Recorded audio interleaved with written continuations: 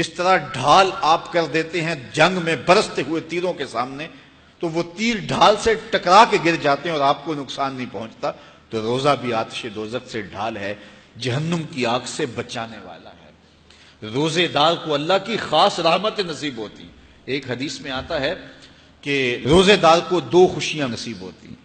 ایک خوشی اسے تب ملتی ہے جب وہ روزہ کھولتا ہے، جب سارے دن کی بھوک اور پیاس کاٹنے کے بعد شام کے لمحے ہوتے ہیں اور پھر روزہ منزل تک پہنچتا ہے، تو کس مسرت اور خوشی اور سرشاری کے عالم میں روزہ دار ہوتا ہے کہ شکر ہے کہ اتنی لمبی اور اتنی سخت گرمی کے ماحول کی شدت کے باوجود اللہ تعالیٰ نے مجھے روب منزل کیا۔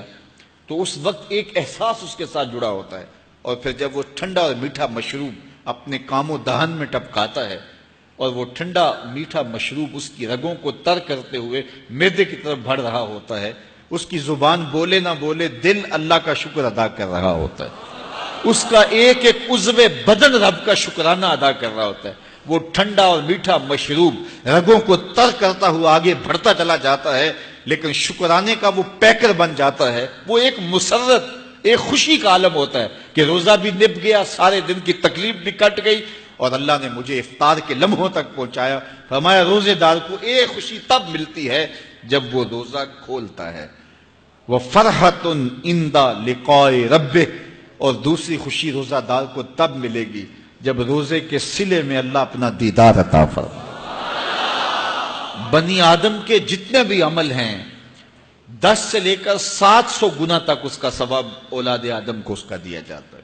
جتنا گڑ ڈالو اتنا ہی میٹھا، تو بعض کو 10 گنا، بعض کو 70 گنا، بعض کو 100 گنا، بعض کو 700 گنا، تو 10 سے لے کر 700 گنا تک بندے کے اعمال کا صلہ دیا جاتا ہے۔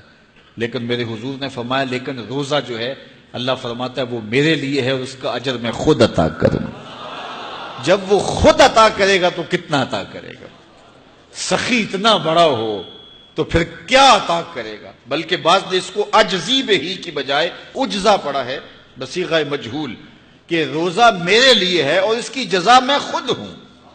باقی اعمال کی جزا جنت ہے، جنت کی نعمتیں ہیں اور بہت کچھ ہے، لیکن روزے کی جزا میں خود ہوں۔ اور جس کو وہ خود مل گیا پھر جنت میں مل گئی، جنت والا جو مل گیا پھر جنت بھی مل گئی، جنت کی نعمتیں بھی مل گئیں۔ تو روزہ اللہ کی خوشنودی کا ذریعہ ہے، اس کی رضا کا ذریعہ ہے۔ تو خوش نصیب لوگ روزے کی برکتیں حاصل کرتے ہیں۔ اور ایک روایت میں آتا ہے جب رمضان المبارک کا آغاز ہوتا ہے اللہ اہل ایمان کو، اپنے بندوں کو محبت کی نظر سے دیکھتا ہے، اور اللہ جس کو محبت کی نظر سے دیکھ لے پھر اسے کبھی عذاب نہیں دے گا۔ اللہ اکبر۔ تو یہ روزہ دار کے لیے اللہ کی کرم نوازیاں ہیں، اللہ کی رحمتوں کے اجالے ہیں جو اس کے اوپر برستے ہیں۔ تو میں اور آپ اس ماہ انور کو، اس ماہ نور کو اس طرح سے گزاریں کہ ہمارے اندر کے پاپ دھل جائیں، ہماری غلاظتیں گناہوں کی مٹ جائیں، ہمارا سینہ صاف ہو جائے، ہم اہل ایمان کے لیے کشادہ دل ہو جائیں، ہمیں جو ہے وہ جھوٹ سے، تکبر سے، بخل سے، ریا سے اور دیگر امور بد سے اجتناب کرنے کی عادت پڑ جائے۔ روزہ جو سکھانا چاہتا ہے ہم وہ اس سے سیکھ لیں، اور روزے کی برکات ضبط نفس کی صورت میں ہمیں نصیب ہو جائیں، تو ہم روزے کے بعد بھی، ماہ صیام کے گزرنے کے بعد بھی ایک نئی زندگی لے کر، ایک تازگی لے کر، ایک نور و روشنی لے کر کے جو ہے وہ معاشرے کے، اسلامی معاشرت کے ایک اہم فرد کی صورت کے اندر جو ہے وہ سامنے آئیں۔ تو اللہ اس ماہ صیام کی برکتیں ہمیں نصیب فرمائے۔ ہر سال مہینہ آتا ہے، گزر جاتا ہے، ہم پورا مہینہ بھوک کاٹتے ہیں اور پھر وہاں کے وہاں ہی کھڑے رہتے ہیں، تو پھر ہمیں سوچنا چاہیے، لیکن اگر تبدیلی آتی ہے تو پھر شکریہ ادا کرنا چاہیے۔ آج کی اس تاریخ میں ہم عزم کر کے اٹھیں کہ ہمارا یہ ماہ صیام ہماری زندگی میں ایک سنگ میل ثابت ہوگا، اور ہم ایک نئے باغپن کے ساتھ، نئے عزم کے ساتھ یہ مہینہ گزاریں گے اور ضبط نفس سیکھیں گے اس مہینے سے۔